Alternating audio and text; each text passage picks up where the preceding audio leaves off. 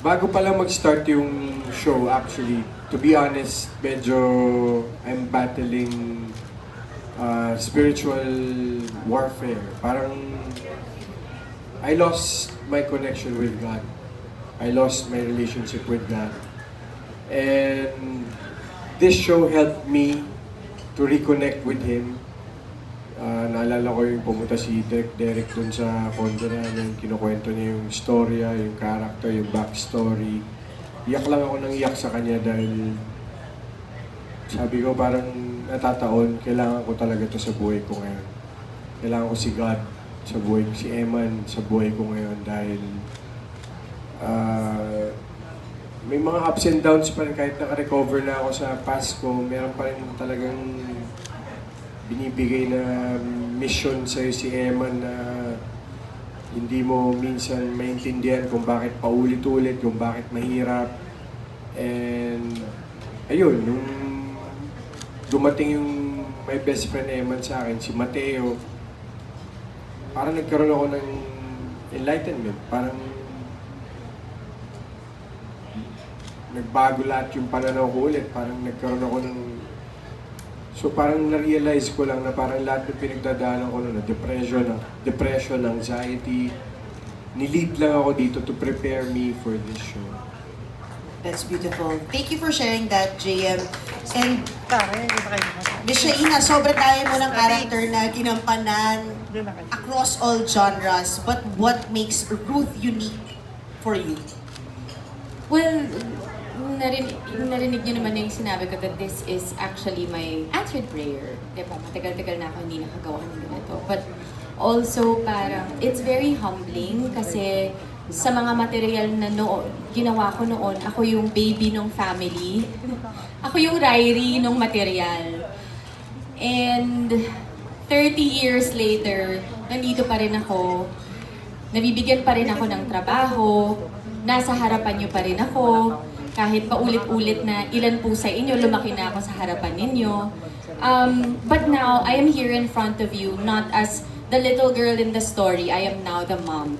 So siguro yung wisdom na nakita ko sa mga mas nakakatanda sa akin when I was younger, yung little Shaina na napakaswerte to be able to share the screen with some of our great actors ngayon sa industriya. Kasama si Mama doon dahil nung teenager days ko si Mama sa Tanging Ina, isa siyang naging modelo rin sa akin.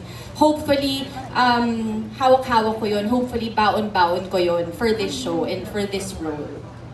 Thank you. And speaking of Mama, Miss Ai! My Mama. Oo!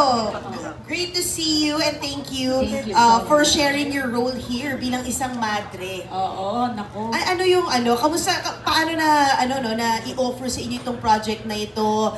Kwentuhan mo naman kami, yung nag-experience nyo ni JM on set. Yeah, kasi si Papa P talaga yung kumausap sa akin na akala ko nga siya yung makaka-eksena ko rito. Yung pala siya producer. Wala naman yung alam mo, no? Syunga-syunga. Then, nang sabi niya, madre ako, okay lang.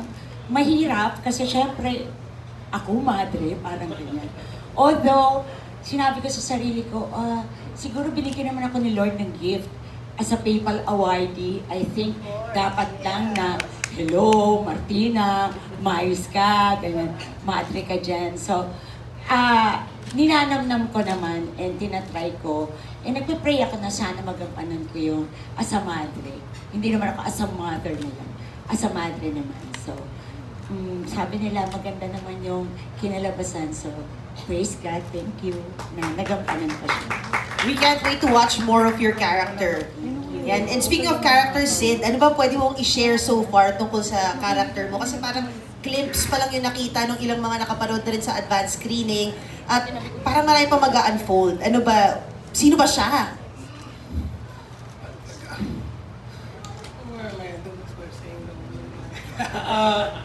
How do I say this without really sharing too much?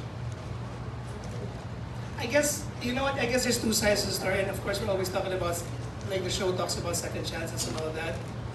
I think my character could, if you want to represent someone who doesn't see any reason to change. Hirap mo. Yeah. Yun. Let's stop there. Kasi may mga tanong pa rin naman mamaya. Ayan. Pero ito para kay Ryrie. Ryrie, ang galing-galing mo naman mag-FSL. Ikwento mo na may experience mo sa pag-aral ng sign language at sa mga eksena mo with your parents dito sa My Best Friend Eman. Galing. Joke lang. Oo, go. Uli yung tanong. Paano mo pinaghandaan ng yung mga eksena? Lalo na challenging siya, no? Nag-sign language ka all throughout. Pinaiyak mo kami, ilang eksena pa lang. Pinaghandaan ko po ito is nag-aral po ako ng sign language. Nag-search po ako sa YouTube kung ano po yung mga iba ko pa pong matutunan sa sign language. At doon naman po sa pag-acting, meron po akong coach doon. Si, ano nga yan? Si Derek Ryan. Teacher Carlos. Edna, tsaka si Derek Ryan Carlos. Wow! Nakakatuwa. Congratulations! Thank you po. Ayan. And of course, may tanong din tayo for the whole cast. You can start, Daytona.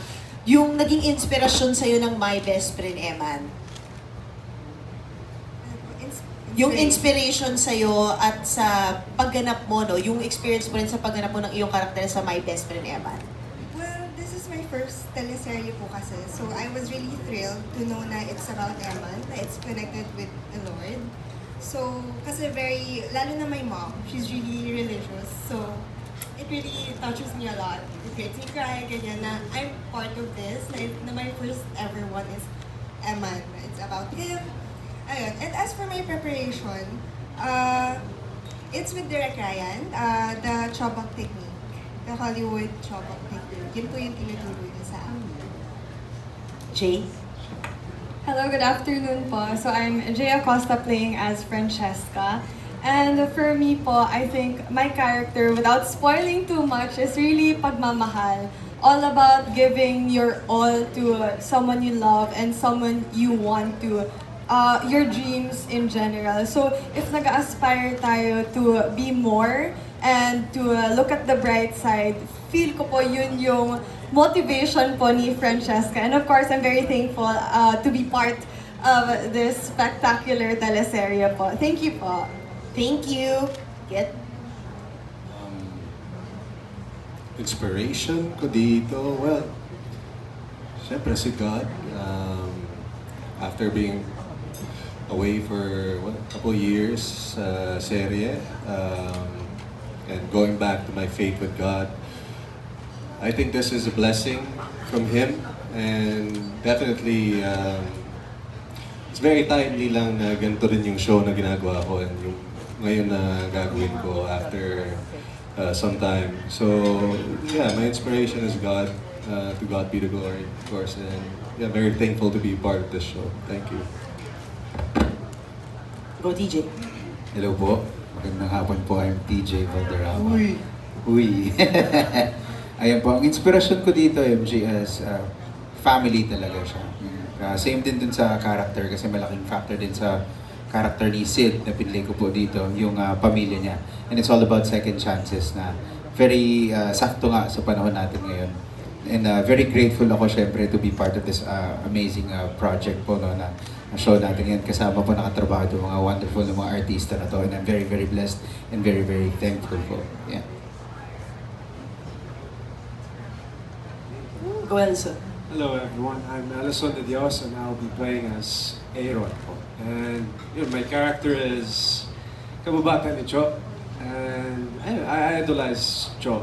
And I idolize him and I won't